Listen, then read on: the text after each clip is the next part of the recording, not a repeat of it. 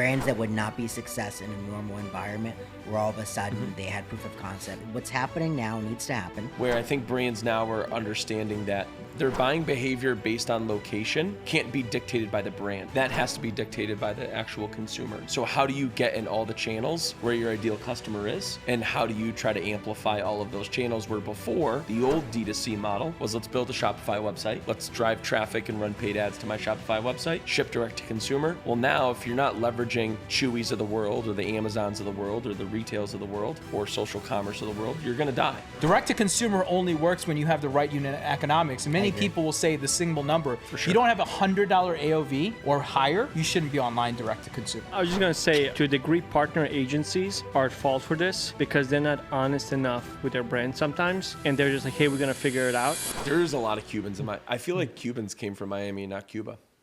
I know it's kind of a wild statement, but It is a very wild statement. That's borderline offensive. Yeah. is it, you think so? Yeah. Well, they're very close together. What are you getting from me, Jimmy? I'm sorry, we just don't care. No, we're having salad. Oh yeah, we are having salad. Yeah, Never salad. mind. Yeah, there's salad. But I anything need but. protein too. Dude, you have a protein shake. We'll get you a shake. There's a store around the corner. I honestly don't know all the menu. All I know is that there was a preference on where I wanted to go, and Cubanos were on top of the list. Key lime pie because they're important, and some other stuff.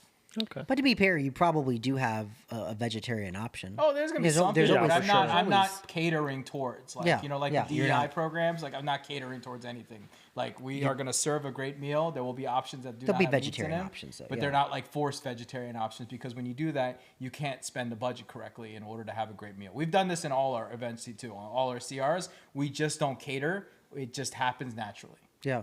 Well, they're going to put it. Because Caterer's it's going such to a put it small together. fraction. We're talking the minor 1% or whatever in the room. You know, not to be offensive. Don't look at me with this offensive eyes. We'll order you DoorDash, bro. It's fine. I'm slightly offended. All right, are we rolling? Oh, Yeah, we're we've already been rolling, yeah. Oh, geez. All right, well, let's go. 3, 2, 1. Welcome to the Awesome Pod, where we talk a lot. E-com is the path that we walk a lot. From 4 point of views when we're talking shop. Amir from the agency and Jimmy from SAS. John has an Android, but give him a pass. Cause he's an operator building brands like a carpenter. And that's Brian, he is the marketer. Like I said, this the Awesome Pod, where we talk a lot. E-com is the path that we walk a lot. From 4 point of views when we're talking shop.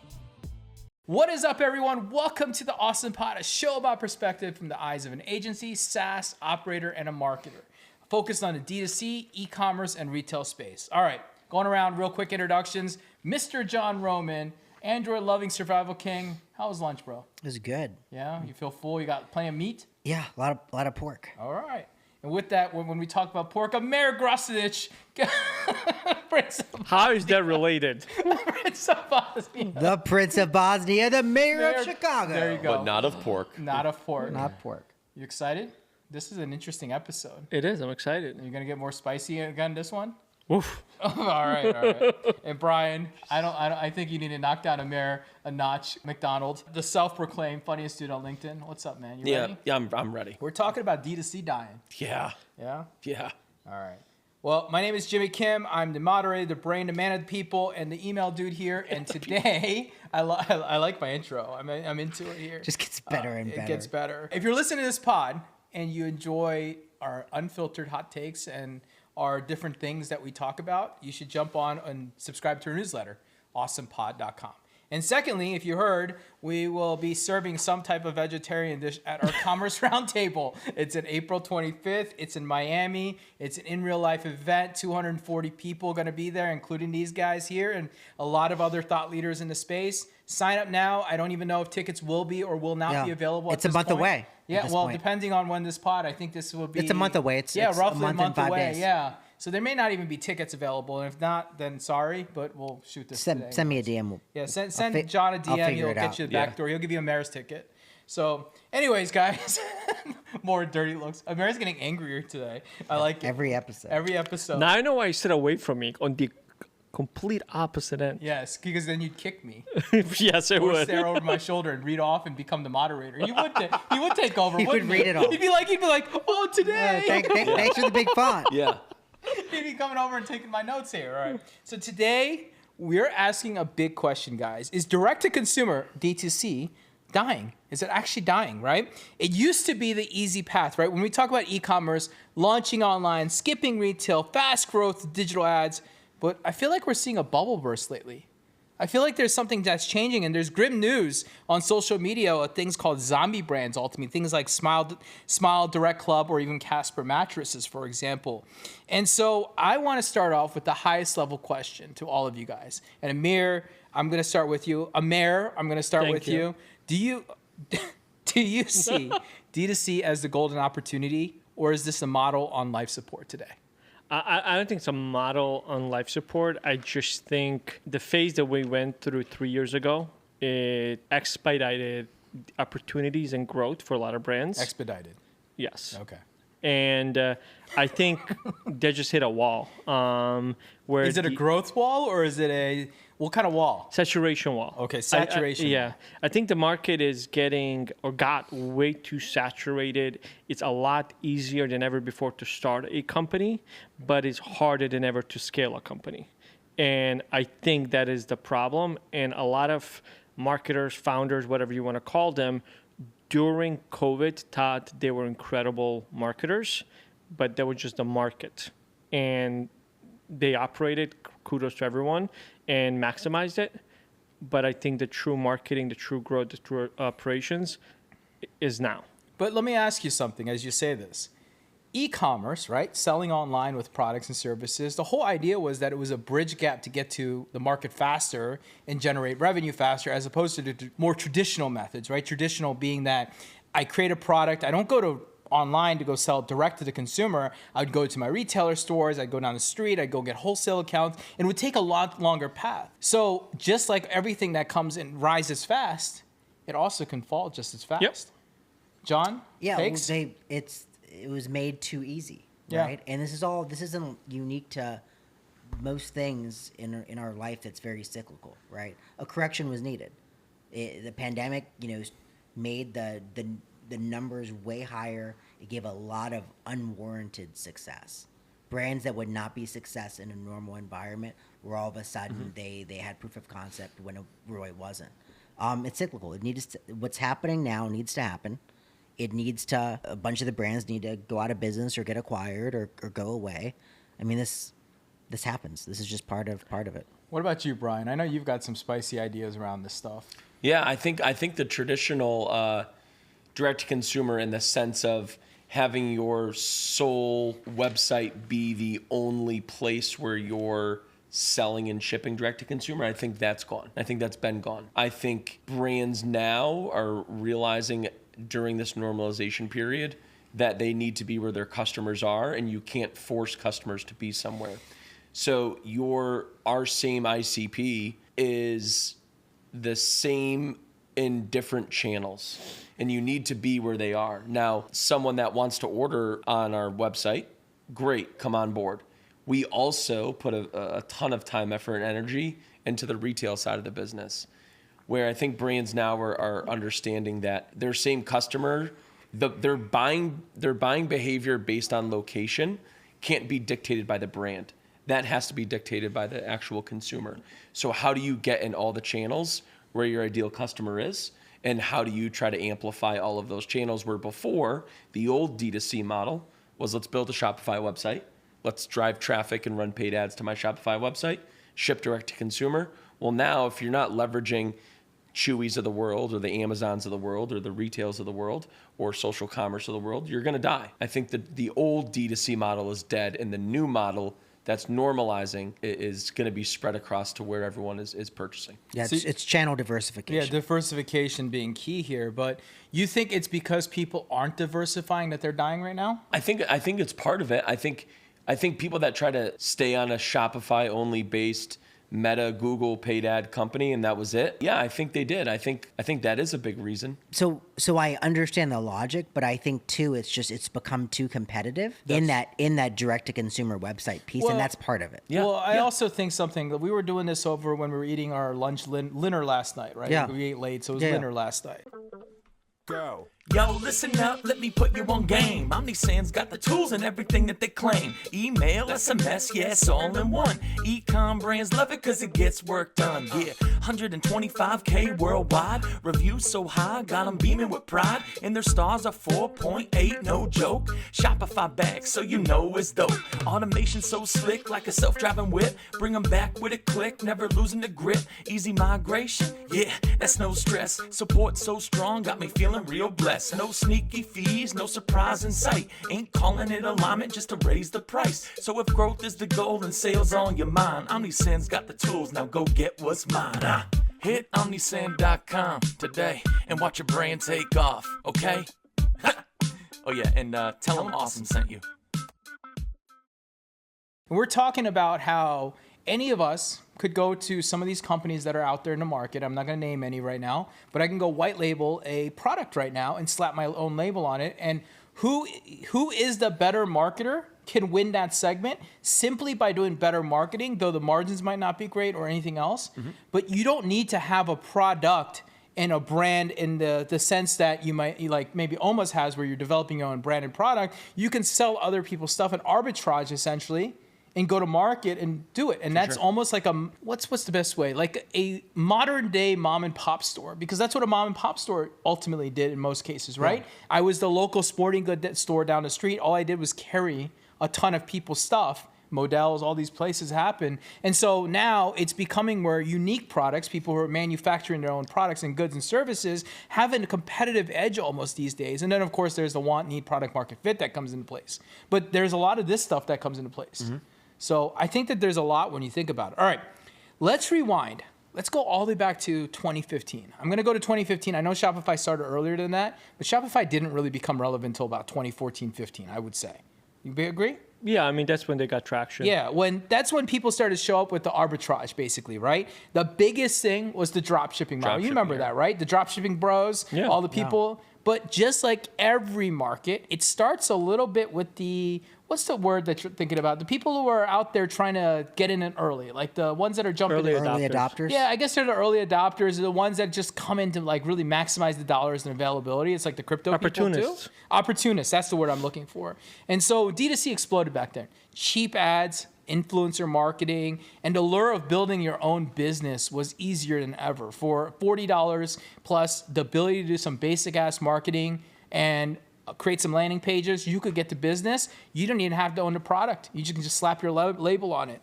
And now we're seeing the biggest names struggle. Some of those businesses that started then and that grew up really big, they've been struggling. So how did we go from boom to bust? Like how do you see that when you think back to the last 10 years? Anyone? John, I'll start with you. I mean, if you're looking at the last 10 years, it just became easier and easier and easier. And then it was exacerbated by the pandemic. And everybody started a direct-to-consumer business. Shopify did a great job capturing the market, right? And I spoke about it earlier. This is all cyclical. This is not unusual. We needed a correction. There were too many. It's one of the reasons why we're talking about channel diversification. It's too crowded. Yeah, it's a D2C bubble, right? Yeah. Yeah. Just like every other bubble that we want it to pop. Popping is healthy. Agreed. Do you think popping is good? I think it is, because I think... What about locking and dropping it? What do you think? He loves it. Wealth creation. No, I think it's necessary. I'm not saying it's good in a sense of for these brands, but I think for the market it's needed. I think the problem too is that we're kind of like forgetting in all of this with the entrance to go to market being so easy, whether it's using white label products and things like that, and you had these waves, whether it's like razors at one point, that's all we saw. Then we saw mattresses. Then we saw... tumblers. Huh? Tumblers, yeah. Louder. It comes and goes, but the problem is, the reason it comes and goes is, for example, for like a mattress company, there's nothing proprietary there if you're selling online. Anyone can repackage your marketing, work on a price point, saturate the market, and your value is suddenly lost. And that's with every single product that doesn't create a moat around their ICP. Got to create a moat. Yeah, you know, one of the things when investors, and I know a lot of brands raised a lot of huge rounds at one point or another, but a lot of investors always, and I remember from raising rounds in the past in software, they used to always ask, what's your differentiator, what's your moat, right? a lot of people forget that you have to have it, and brand is a differentiator moat. However, it takes a lot further than the little small million, 10 million, even 20 million, even $50 million stores don't really have a brand moat really in place the way they need to be. You don't get that moat till you're Apple or Nike or someone at some significant size. Then you have a real differentiator in place. And so maybe these brands grew too fast, or maybe they burned too much cash on acquisition, but they never grew a sustainable foundation. And that's really what I'm starting to say. And I do agree, the lack of diversification probably came into place as we watch brands grow on just ads, basically digital ads all over the place, and consumer sentiment continued to change, and there was nowhere else to go. Well, I want to start with a real world story, because I think a good story is always interesting. And I want to talk about a story, and I'm going to let John talk about it. And it's a popular one. It's called Smile Direct Club. You guys remember that? Everyone knows Smile Direct Club? Yep. They got big valuations. They had huge momentum. And there was a big rise, and there was a really big fall there. And now I think they're faced with, they were doing billions at one point, and now they're just riddled with lawsuits, negative margins, store closures. There's so much negative stuff going. So John, you want to break down Smile Direct Club for us? Yeah, so at the peak, they accomplished the ultimate thing that these D2C brands want to accomplish, and that's an IPO. So in 2019, they IPO'd at an $8.9 billion valuation. Now they raised over $2 billion. So, that was kind of expected for it to land around that. So way before they even got to that size and went public, from the jump, there was controversy around it, right? Because they were eliminating, dentists and orthodontics. They're literal businesses. So from the jump, orthodontists and dentists were pushing hard. They were very loud. They kept getting louder and louder and louder. They never, ever, ever were able to kind of shut them up and stop them from talking. And then as the brand matured a little bit, and you had consumers that had been using their product for a decent amount of time, lawsuits started coming. So because there wasn't that dentist, or there wasn't that orthodontist looking and handling it correctly, and they were dependent on not even AI, right? Just like computer learning and algorithms, the lawsuits kept getting worse and worse and worse. I say all of that to say none of that even matters, because they never had a path towards profitability. They never even saw what profitability could look like. And that's the main problem, right? So let's go, it wasn't really talked about until they were public, because at that point you can't hide from it, right? You've got to share your numbers every quarter. You got to talk about them for an hour. And that's when the eyeballs started to kind of, give weird looks. So in Q2 of 2019, they, I believe that was their first earnings call. Post IPO. Yeah, they had a net loss of $65 million for the quarter. Lost $65 million that one quarter. Not great. So all of a sudden, stock's taking a little hit. Investors are saying, hey, figure this out. So they go to try to make improvements. So it takes them a couple years. At the end of 2022. So that's post-COVID. Yeah, post-COVID. They have around $140 million in cash, reserves. And that, they're estimating, will get them through all 4 quarters of 2023. And at that point, they'll be okay, because they'll turn the corner. But by Q2 of 2023, they only had $29 million left. And that's the rest of the story goes, right? They never figured it out. They never figured it out. And how you got to $9 billion company, and you never figured out how to actually make a single dollar, is just mind-blowing. Yeah. I think part of it is, again, as we've said before, it was more marketing than it was product marketing. They were a marketing company. Yeah.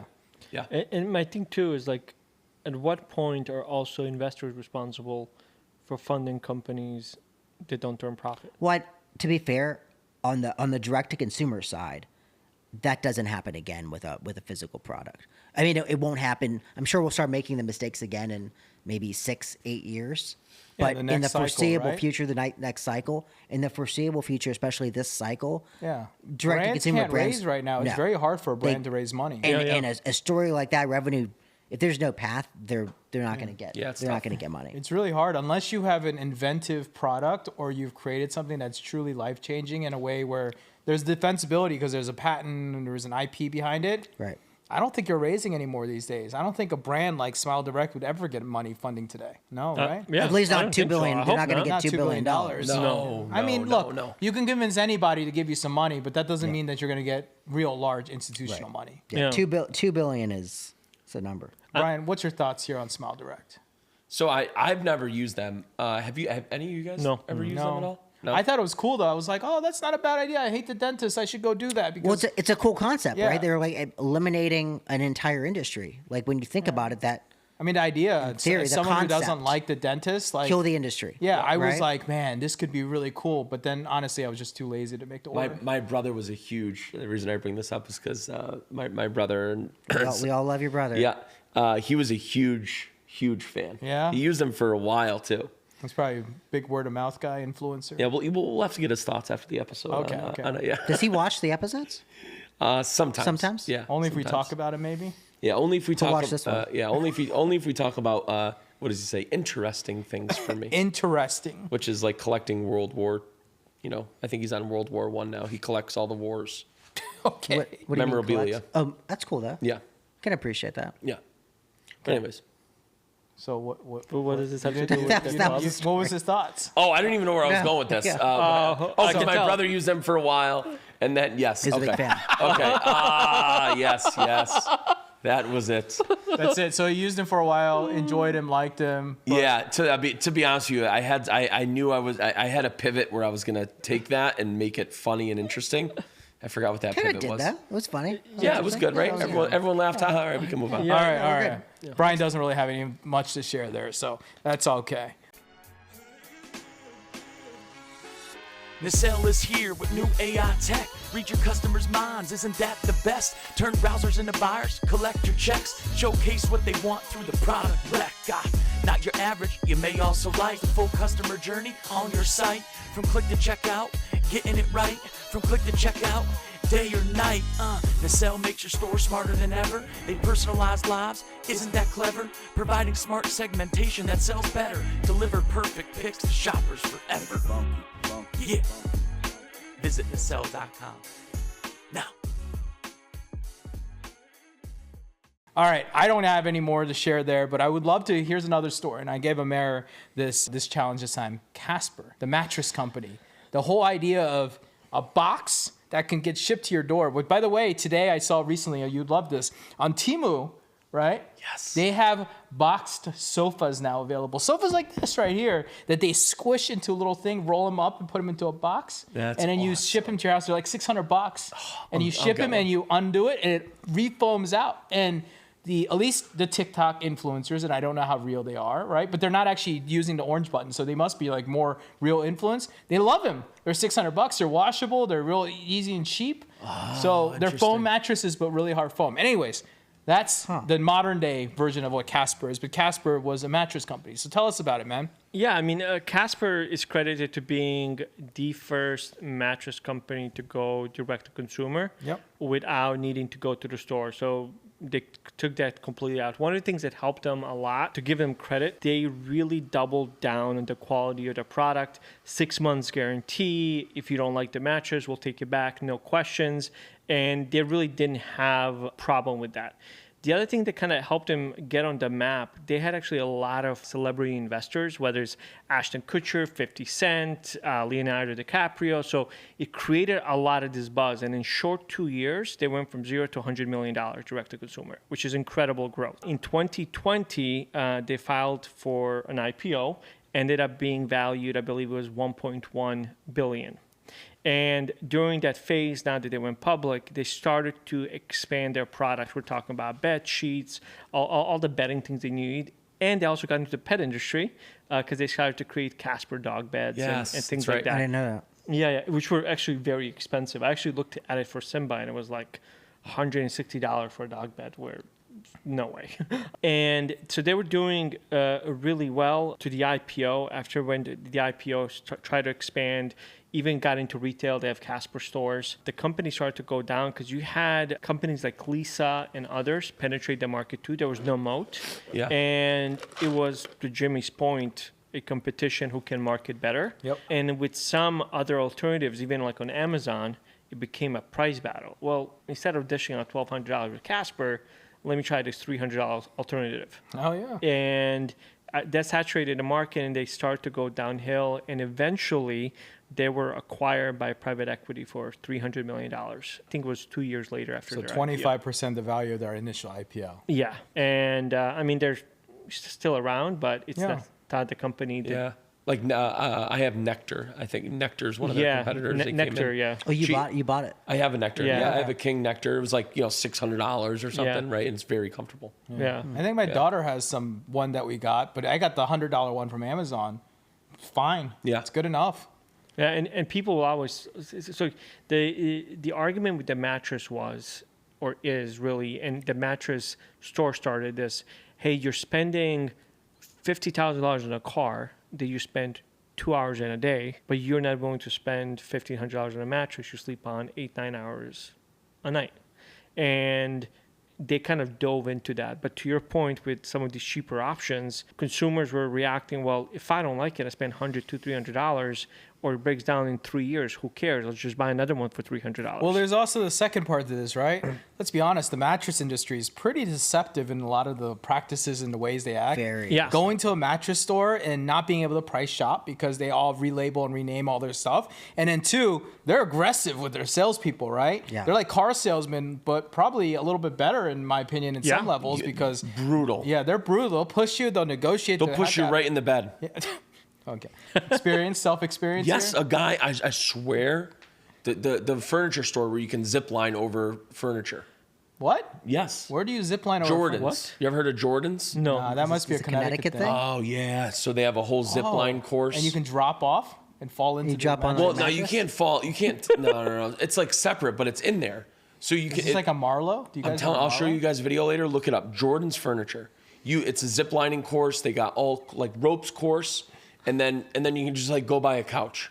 It's the same time. It's a wild concept. I wonder But if that's a spinoff from this Marlowe company that happened in where I used to live. There was a company called Marlowe that was a big furniture. And they had a ton of kids stuff in there because they were trying to keep like the Get people there. Yeah, Oh, get no. people there. To Oh yeah, play. no. This one, Same like concept. 55-year-old men are like ziplining over you. Anyways, when I was in that store, one of the sales reps we're looking at bed set. This is when we first bought the home, and he got like I was like, hey, don't push me on the bed. He didn't push me on the bed, but that's how close he was But to you me. had to tell him. Yeah, like go try the bed. I'm like, I did. It's too expensive. Do you know what Try happened to me? So we went to the store. He made me lay down, and he said, close your eyes for 30 minutes, and I'll be back after 30 minutes.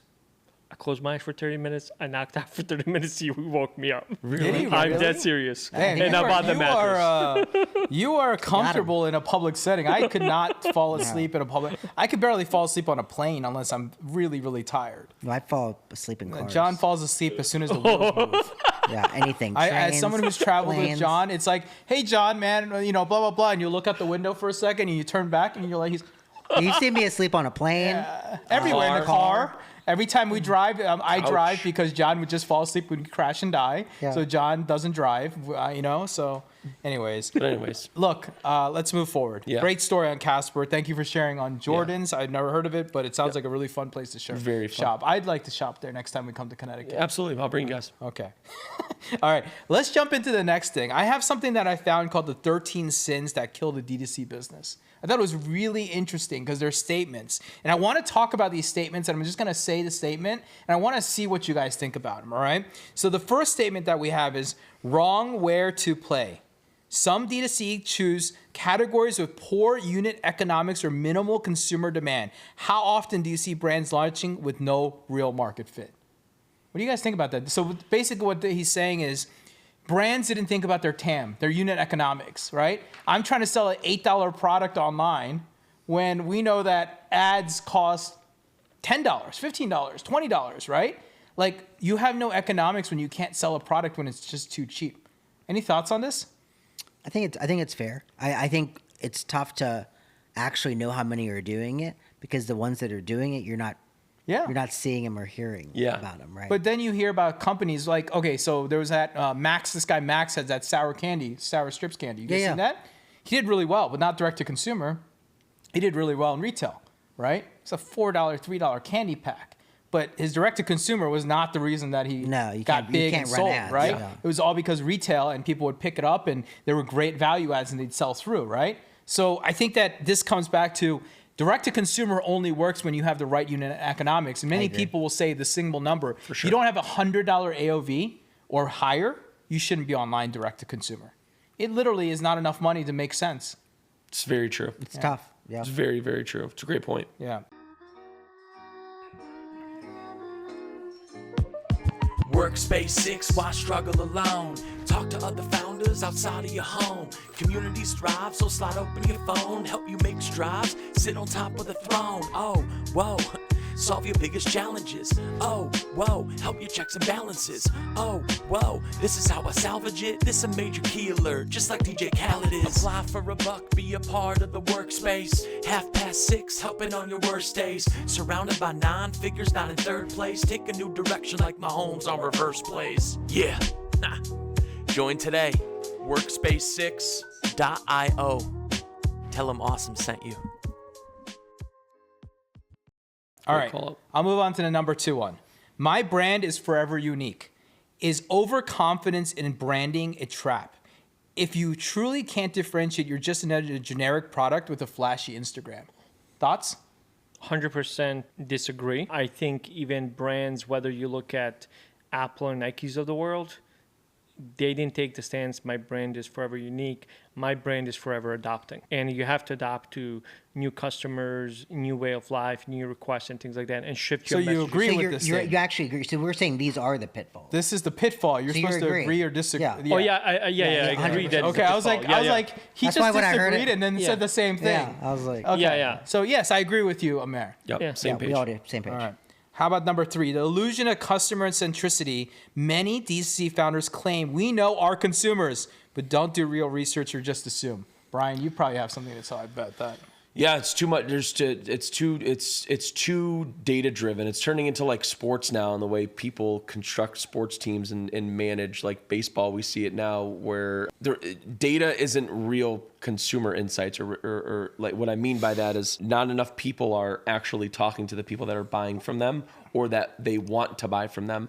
A lot of it is driven off of market research or post-purchase surveys or whatever the case may be. Or just they're clowns. Or just their clowns, yeah. Well, I thought you were just going to say a simple statement because you said earlier you should talk to 500 You should customers. you talk to said 500 it customers a A week. couple episodes ago. The other part too with it, what I struggle when we develop websites, I have to remind the owners, we're not building for you, we're building for your consumer. And a lot of brand operators don't know how to separate their own opinions from their consumers' opinions. That's a good one too. Clowns. Ego, Yeah. right? Yep. All right, number 4 goes right into what Brian just says. We are a data company. Lots of brands love dashboards, but do they actually glean strategic insights or just stare at metrics? So this is really good. So we got pitched this new dashboard. You spoke to them as well, and there's some really good metrics that they were going to show.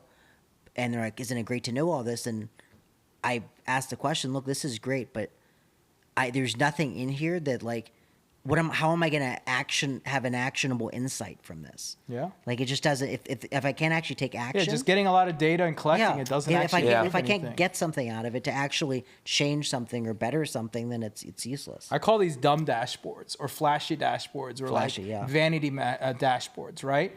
I have these cool dashboards that I have no actionable insights over, but they're going to give me cool data to kind of stare at and look at, right?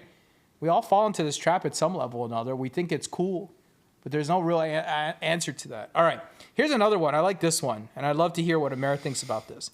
The digital media addiction. Brands often become addicted to paid social. Once costs rise and algorithms shift, they're stuck, they complain, and they blame. Thoughts? 100%. I mean, I see this firsthand. It's kind of like when I criticize myself in the past, when things are going well, you should go to the bank and ask for the loan, more competitive rate and things like that. A brand do the same thing with social media. They double down on it and in the paid media rather, but then they don't take the time to diversify to other channels like organic and things like that. And then they don't know what to do when the algorithm switches and they can't sustain to move the inventory. Yeah, and John said channel diversification a couple times earlier. Yeah. 100% nailed it. All right, Number 6 is the discount addiction. We just did a whole pod on this, but deep discount can juice sales short terms but kill brand values. I think we can all agree on that one, right? Yeah. We're going to move on from this.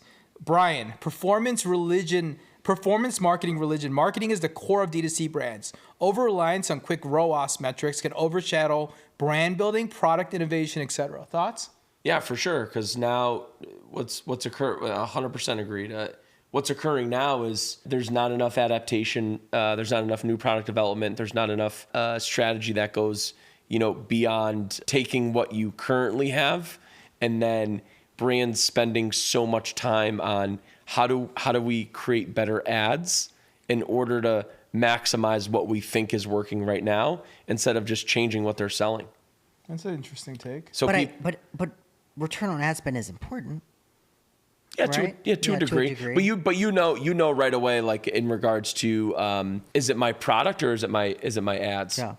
Okay. Well, when you think about return on ad spend too, like people are too focused on the first sale and not the repeat sale, right? There's a thought behind that too, and the whole idea of a good direct-to-consumer brand is that your repeat sales are high. Yeah, and also Taylor. Now this is also Taylor Holiday too. So we got some backing here by one of the goats. Your organic revenue, any brand that is like we call it like a legacy brand where they're like a long-lasting household name. Organic revenue outperforms paid media, and that should be the goal for every single direct-to-consumer brand. Have you ever seen the chart? Like, if you've seen one of those charts that kind of go up and down, right? Yeah. There's a chart where it says paid media should start here and decline. Yes. When your organic growth is growing and inclining and taking off. And it eventually should surpass. The issue is it does for 99%. It never does. Yeah, because there's no brand equity behind it. There's no brand equity. I like that one. Yep. Anyone, you have an idea? No, I agree. Okay. All right, number 8, John. This one for you. D2C I don't even know myopia versus retail FOMO. This is when brands go all D2C or panic and try to jump into retail unprepared.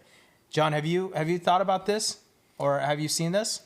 Yeah, I mean we're mainly D2C, right? In You got some wholesale. We have some wholesale. We do 7 figures on marketplaces. So I mean we have some diversification in there, but with certainty, we need more diversification. Yeah, I saw, probably starting 24 months ago, you saw a lot of D2C brands. As soon as pandemic was over and you started to see like struggles, that's where you saw this big push. Retail. Yeah, everyone started talking about it. Yeah, and I've talked to a lot of brands that went that route. They figured it out.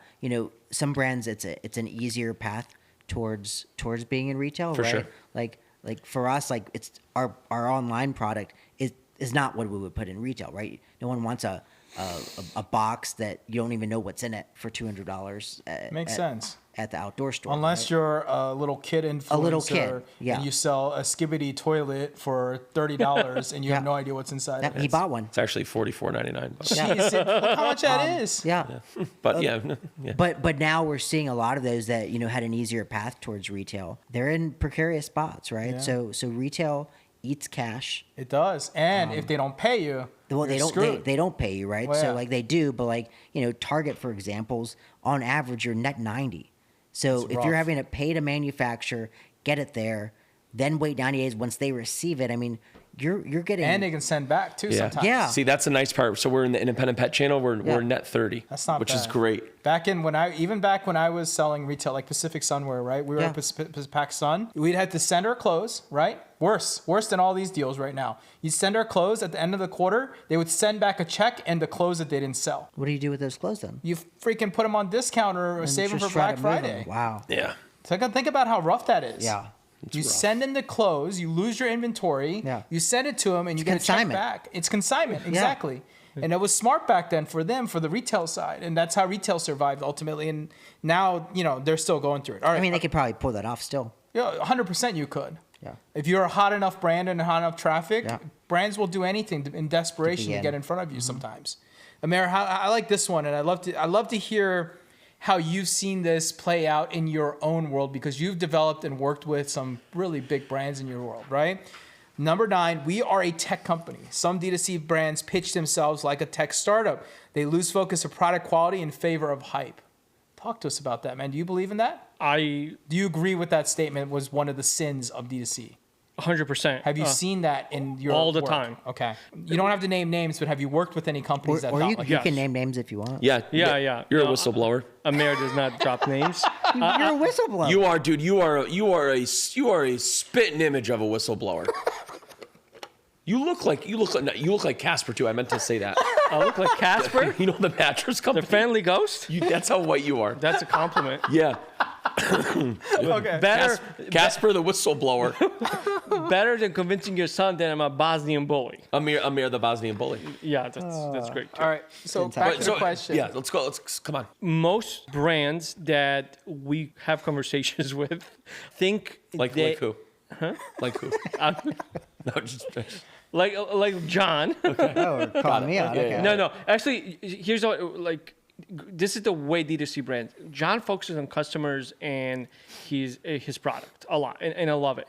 The thing is with John, he trusts us to bring forth the best solutions. Now, he doesn't challenge us and pretend to be a tech shop, but he asks the right questions to know what's going on. Where a lot of I would also say John's way more technical than the typical D2C brand owner. Exactly, and that's what I was getting to. Yeah. So he's a lot more technical. I get on calls with these guys, and they're questioning me, why did we use Laravel instead of so and so? Like, Instead did of you Python hire or me? something, Yeah. Like, did you hire me to do something to tell me how to do it? Or like sometimes we'll throw them a price and the effort something takes, like, oh, they shouldn't take that long. Then go build it yourself. But they don't know how. Yeah. Or they come to us after they fail saying, hey, I just blew $20,000. Can you guys still do the same price, but can you discount me? Like, no. It happens to do with either focus on your customer, focus on your product. That's all you need to focus on. So a great example of this thing not to do. Before we moved to Shopify, we were on Cratejoy. Instead of in between, there was a 6-month window. We were building our own platform because we were a tech company, and we were gonna build our own platform that was gonna eventually be able to monetize and compete. That did not go well. Yeah. But there's very many successful people on their own custom carts too that have figured it out. It's tough though. It's tough. I had a conversation with a B2B company. They spent $800,000 building their own B2B platform. Literally every single feature and more is on Shopify. Yeah. No, I believe it. I know how tech founders go. I think about the same thing too myself, right? To be fair, I can though, build it. Yeah, Shopify though is like, I wouldn't build a cart, but I would build a lot of other custom things, right? So, I mean, I love Shopify's like headless approach, right? That to me would be something that I would be into if I was building a brand. I would stay headless away? is a waste of time. Okay, well, I probably would waste time there. Yeah. I like that stuff. For 99% of brands, it's I'm a little bit more technical too than the average Yeah. Joe too, so that Way. helps. Yeah, I love heads. Yeah. All right, with you, and we're gonna go to John. Number 10 is the jumping around syndrome. Chasing every miracle silver bullet. Influencer marketing, subscription pivot, brand collaboration, burns out the team. You got something spicy to share here? I mean, I think it's natural. It's not necessarily a direct to consumer thing. I think it's and I hate The shiny object syndrome. Yeah, and I probably, think right? a lot of people have that are in our that are in. I don't think it's unique. I think just people do that, right? Like, ooh, do that. Yeah, That's what they say. yeah. How about number 11? I like this one, which is interesting. Brian, budget version. Missed financial projections 10 times in a row, losing investor trust. We've seen this pattern, but they keep on pushing. Why do you think this happens? Missed financial projections in regards to are we speaking specifically to like a VC backed company? Yeah, like let's just say they got investors behind them, and they keep missing, but they keep pushing forward, and they don't slow down to figure out what's wrong with them. Yeah, because now it becomes a money issue and not a product issue. I think now you're trying to mask either a bad service or product and keep piling money and wasting money on something that needs to be fixed from the core. And instead of fixing it from the core, everything else around it gets the first eyeballs. I think people too are naturally the types of leaders that are in those positions. Some of them, there's a chunk of them that are like eternal optimists. Yeah. Like where even though the writing's on the wall, they like to try to like, nah. It's not on the wall. Nah, it's like it's on the wall. That's And they're not like, a wall. That's not. You're a wall. Yeah. I will say problem- though, those are the founders that ultimately hit it big too at the same Well, time. they break through the wall Yeah. because 'Cause there they was a believe in wall that there and they possible. ran at it. Yeah, think about yeah. Paul Wall. Yeah, Paul Wall. I mean, you think about any of these big guys that have broken through the walls. I also think to a degree, Kool-Aid Man. yeah. Kool-Aid Man broke through the wall. Yeah. Yeah. And he never spilled. No. How? No And he- idea. He's and a giant glass, and he's like Never he's spilled. like 80% full. Oh, what do you say? Oh yeah. No wait, no that. No, that's that was Macho the Man. wrestler. Yeah. that was No, Macho oh Man. yeah. No, what is The it? Kool-Aid Man said, "Oh yeah," He said the same thing as. and then Yeah. he just busted They through a both wall, said and it. then they were like, Oh. "New flavor." All right, good impression. Grape. Grape. All right, yeah.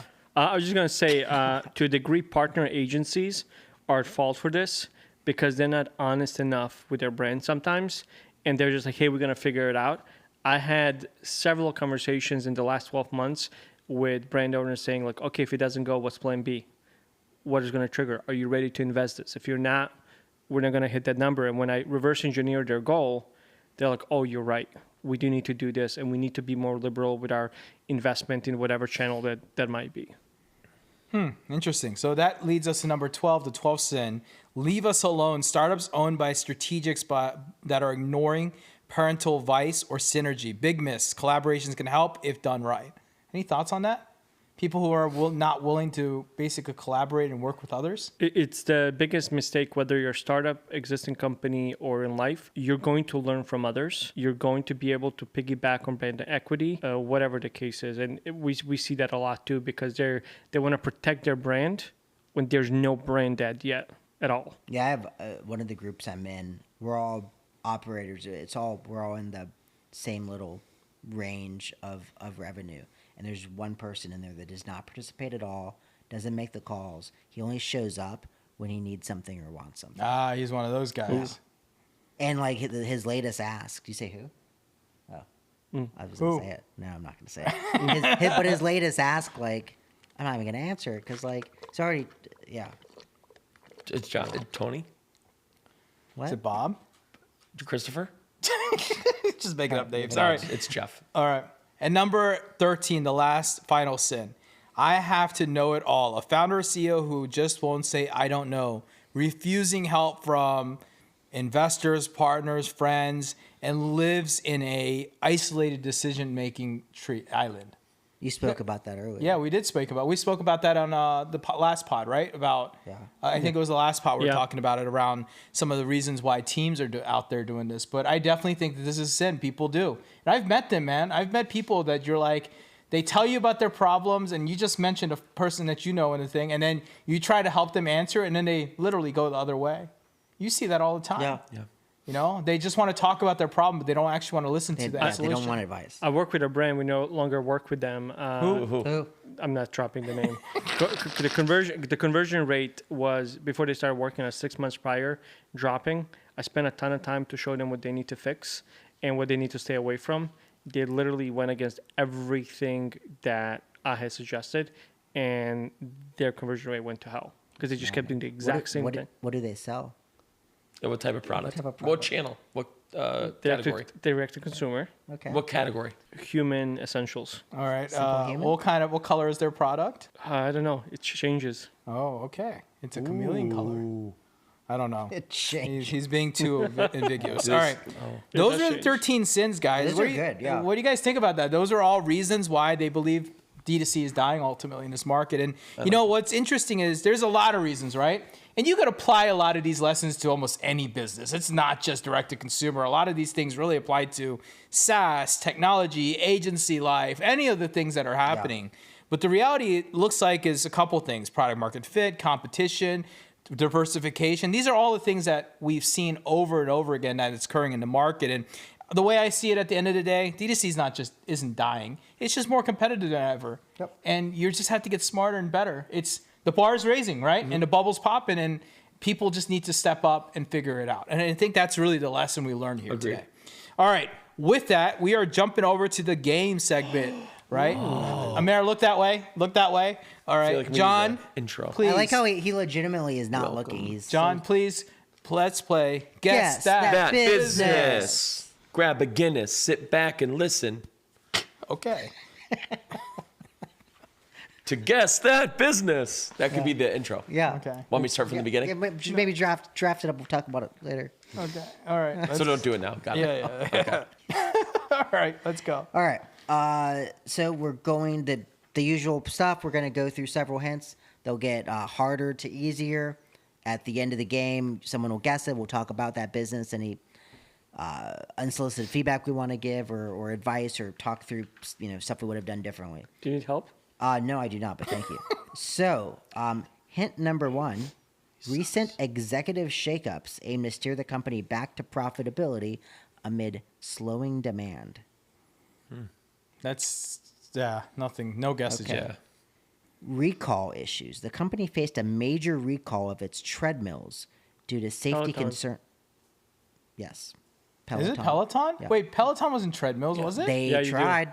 Oh, But also, Yeah. can we wait until the statement's finished being read? he already read it. Can already, we that's why. He make sneaked our a peek. brains He definitely function a sneaked little peek. faster? Holy Ooh, smoke. he All already right, so I'm going to read a couple more. Yeah, read a couple more. Yeah. Yeah, thanks. So Maybe he's just not allowed to participate in our games. beyond equipment sales, a significant portion of its revenue comes from monthly subscriptions to its fitness platform. Yep. Do any of you brand guys or your became- wives Peloton, by the way? What's that? So I Pelotoned. Yeah, my wife Pelotons all the No. time. So yeah, I She loves that damn thing. We sold it. Oh. We had it during COVID though. Okay. We were one of the COVID people, Yeah. Let's and roll my on. wife rode it for a couple months. I rode it a handful of times, and then I would just never mind. Watch. You guys are familiar with the Peloton people? Yeah. out there? Yeah. Very attractive people. Yes, they are very Yeah. attractive people. So Nick. Yeah. So Nick was up in one of his sales guys was up in New York, and he's a Peloton. Him and his wife are big Peloton people, and you pay like $20, and you can go to the studio there where they're filming it, and then as you're coming in, they ask you some questions and talk to you, and what they really do is screening and saying, okay, you're attractive enough and you seem to have personality. We're gonna put you in one of the in-camera things. So he went to do the workout, and his wife and kids were excited he was doing it, but then he's on there, he's in the background the whole time. Is he a good-looking dude? Yeah. So it was totally his kids see him on TV. It was just Don't kinda don't cool. air this. You episode to Nick. would not be going in that room. I know. Not a chance. I would chance. take the trainer spot. They'd be like, we're closed. We're closed. All right, we're wrapping this thing up with that. You're Lunch has such a made jerk. America real spicy, apparently. And with that, that's a wrap. Episode 39, guys. Is D2C dying? I think that was a really good episode. A lot of things that we learned from here. Please like, comment, subscribe. Tell a friend. Let us know what you thought about this episode. And don't forget to leave us a review or rating on your favorite podcast streaming platform, though it may be TikTok, X, IG, LinkedIn, YouTube. Just type in ASOM Pod to find us. And remember, we're a video-first podcast. If you're listening to this pod and you want to see the real-life reactions and the eye-rolling of Amer, or the smirks of Brian, or whatever it might be, check us out on YouTube for the highest quality experience, not only for the dynamics of the pod, but also because we want you to have the best experience with listening to our pod. And don't forget to subscribe to awesompod.com to be alerted about our latest newsletters. Still laughing over here. With that, next week, guys, we're back with episode number 40. Wow. Guys. 40, guys. That's a lot. That means we're almost at a whole freaking year. What are we going to do for a year? We're going to dress up Amir into a clown outfit and dance him around. We should said he's should- gonna dress up as he's gonna be Gru. Oh, yes, and we're gonna that's be Gru. minions. The Gru and I Minions. volunteer that we put Brian in a almost Pride meat grinder. That's not very nice. That's very dirty. That's not nice. All right, we're gonna stop there. We're back next week, episode 40. For episode 40, we're getting spicy, guys. Murder you. He wants to murder you. I don't know. I'm not participating. I don't know If this guy. something I've happens never to met Brian, him it's before. not me, I swear. Brian, I'm not interested in this idea. I All I like said is Peloton wouldn't want you in camera. episode 40. Why does the modern marketer suck? You like that one? I love that. I'm excited Yeah, for it's that. good. Thanks for tuning in, and we'll see you on the next pod. Welcome to the Awesome Pod, where we talked a lot. Ecom was the path that we walked a lot. But now the question is, will you subscribe or not? Ha!